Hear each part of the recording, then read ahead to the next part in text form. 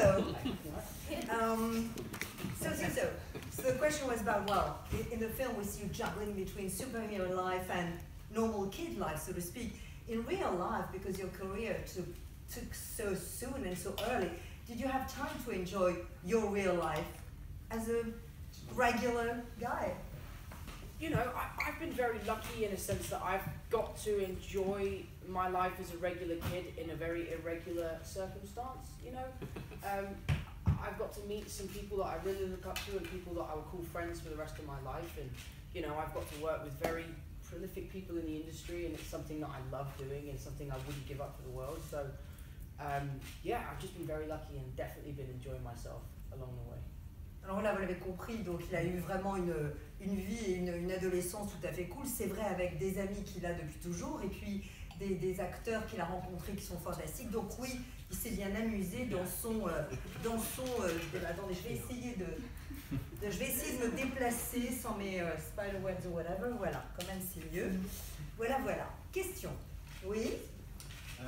Dans le film, le personnage de Spider-Man, Peter Parker, a l'air d'être comme un enfant au milieu de Disneyland, c'est-à-dire qu'il arrive dans un monde de super-héros où tout est absolument magique pour lui. Je veux savoir si Tom, justement, a eu la même impression en tant qu'acteur de débarquer dans cet immense univers hollywoodien, de débarquer comme un gamin au milieu de Disneyland.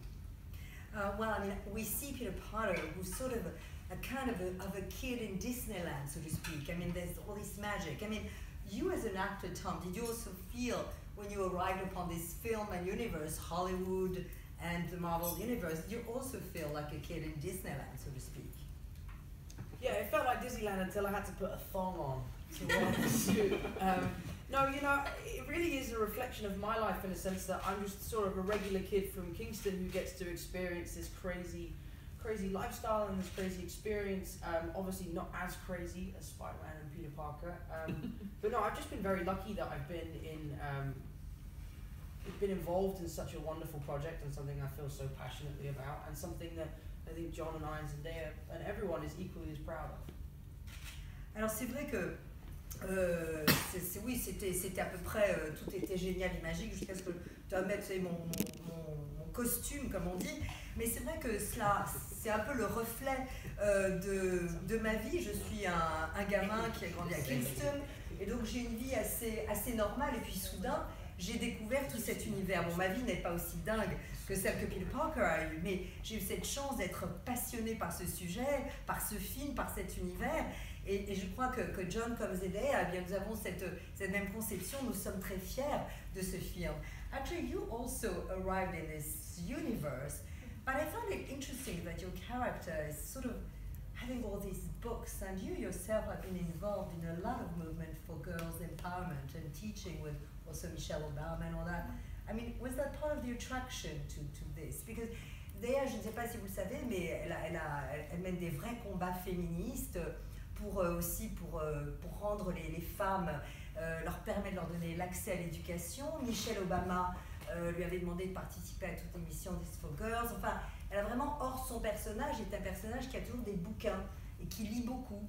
Est-ce que je me demandais si ça aussi c'était important dans sa trajectoire, le choix de ce rôle? I would say Michelle is definitely a feminist. I mean, she's a super empowering character, I think, because even though she just comes in and out throughout the movie, and she's small, but the things that she says are usually very powerful, which is weird, and it comes at the wrong time. I always describe her as weird, but I think she's weird because she's smart, and I think she's too smart sometimes for everybody to really handle, so that kind of ends up in awkward social interactions with people.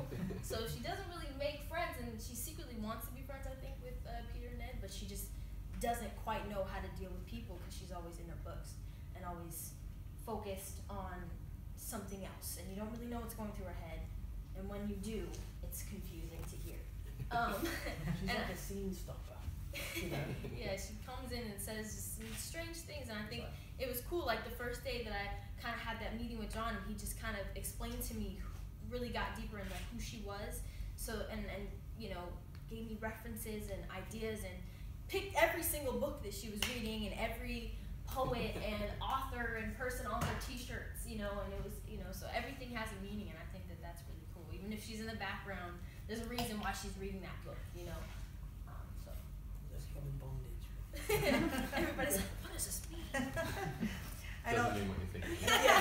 It doesn't.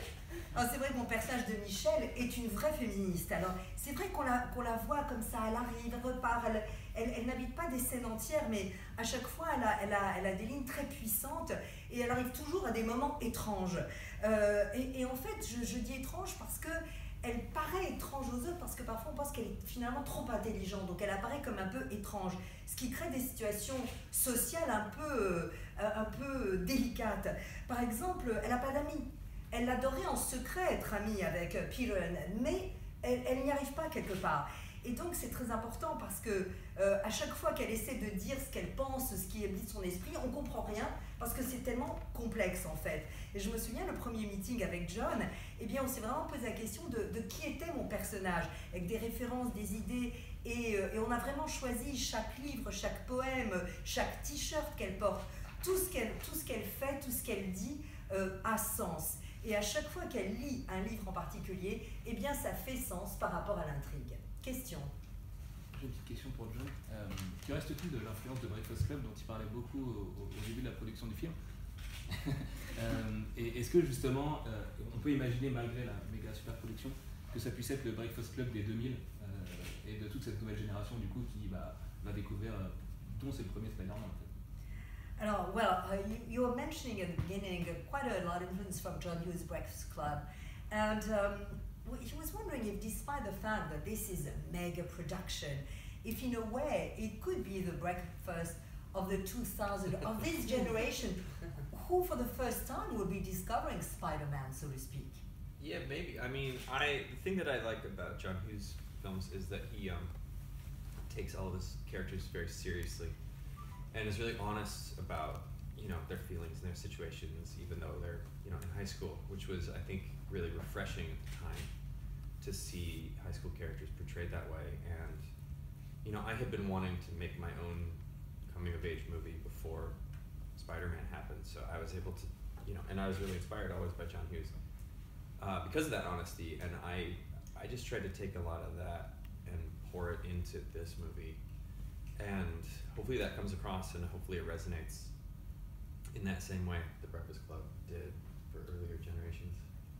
Alors c'est vrai que j'ai été très inspirée par Jon Hughes et surtout par le fait, la façon dont il traite finalement très sérieusement ces personnages d'adolescents. Il y a une honnêteté dans leur rapport aux autres, une honnêteté dans la façon dont ils expriment leurs sentiments, même s'ils sont à l'école ou à la fac. Donc je voulais dire moi-même faire depuis longtemps un film justement sur ce rite de passage.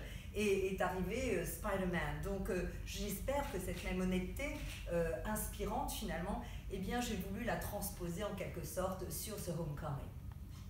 Oui? Hello.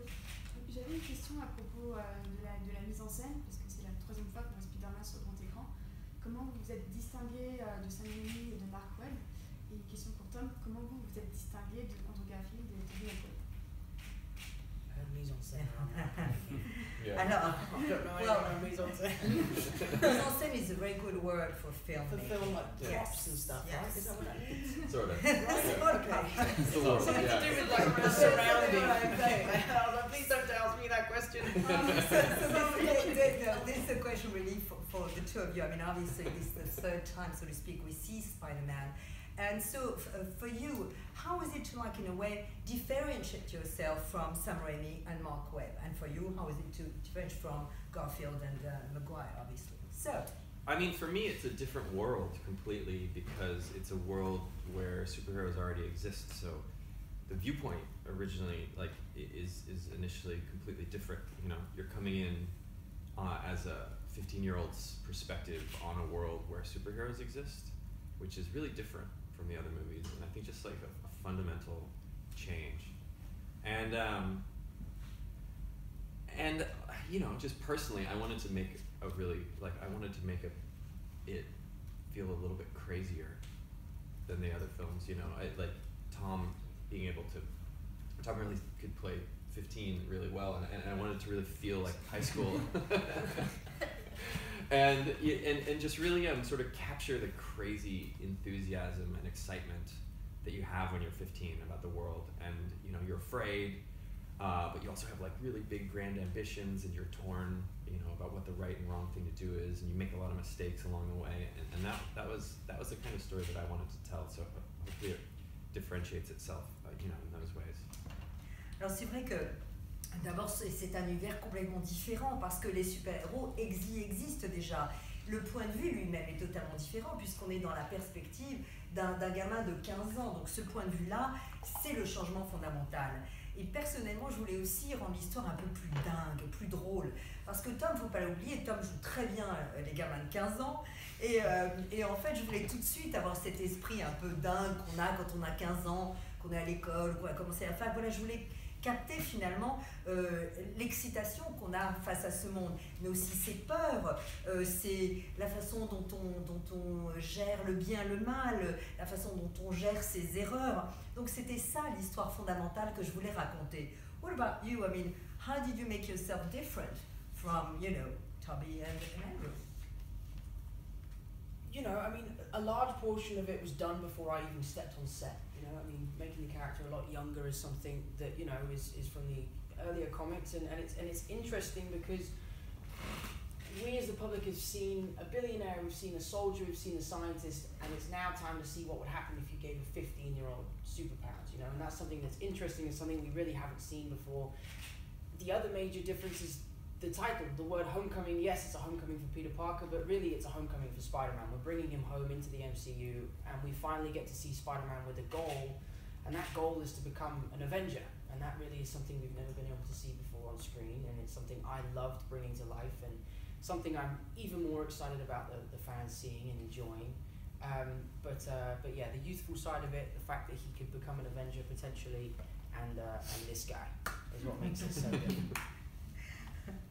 Alors voilà, c'est vrai que d'abord, bien avant que j'arrive sur le tournage, déjà il y avait une différence majeure puisque dans le scénario et sur le film, il est plus jeune. Et alors on a déjà vu évidemment le billionnaire, le soldat, le scientifique, etc. Mais c'est la première fois qu'on voit le gamin de 15 ans à qui on donne, qui a ses super pouvoirs. Donc, et puis surtout, la différence majeure, je crois, elle est dans le titre d'ailleurs, le Homecoming. Bien sûr, c'est Peter Parker qui rentre chez lui après ses vacances, mais c'est aussi Spider-Man qui rentre chez lui dans l'univers de Marvel. Et enfin, il a, pour la première fois, on voit qu'il a un but.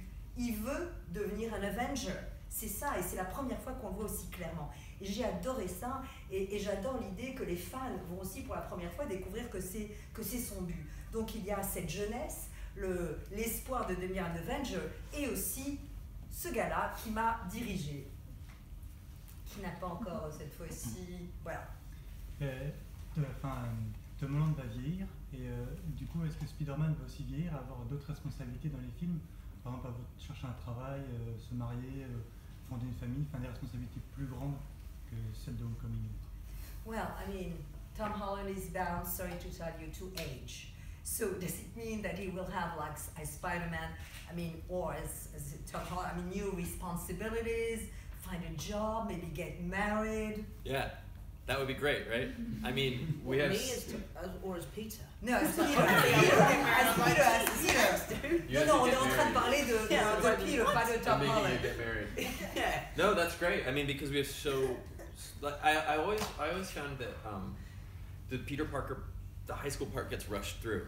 You know, he's only in high school for a moment in either one of the movies, and what's great in some of the runs of the comics is they really take their time in high school, and you get to see, you know, you get to see that development. And to me, that's what's really exciting, is to really just spend time with this character who has these amazing abilities and just doesn't really know what to do with them yet.